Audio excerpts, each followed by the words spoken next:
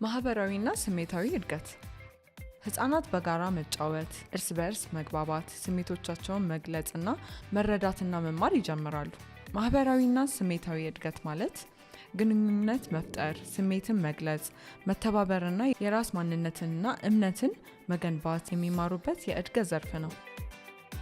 ይህ በአዎንታዊ ግንኙነት፣ በፍቅር የተመራ መመሪያ እና ህፃናትን እንደ ደስታ ወይም እንደ ሀዘን ያሉ ስሜቶችን እንዲለዩ እንዲሁም ሲሰማቸው ምን ማድረግ እንዳለባቸው የሚያውቁበት የእድገት ዘርፍ ሲሆን ማህበራዊና ስሜታዊ እድገት የሚያተኩረው ልጆች በሚኖሩበት ማህበረሰብ ውስጥ እንዴት አድርገው ማደግና መኖር እንዳለባቸው የሚማሩበትና የሚያድጉበት ነው።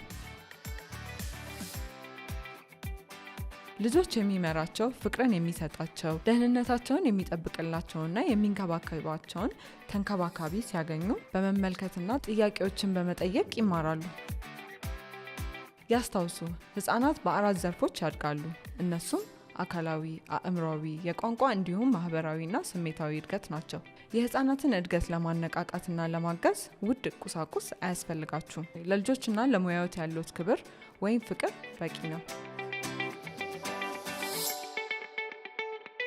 ቪዲዮ እንዴት አገኛችሁት? ለስራችሁ ጠቃሚ እንደነበር ተስፋ እናደርጋለን። ሌሎች አዳዲስ ቪዲዮዎችን ለማግኘት ገጻችንን ይመልከቱ። ቻው ቻው።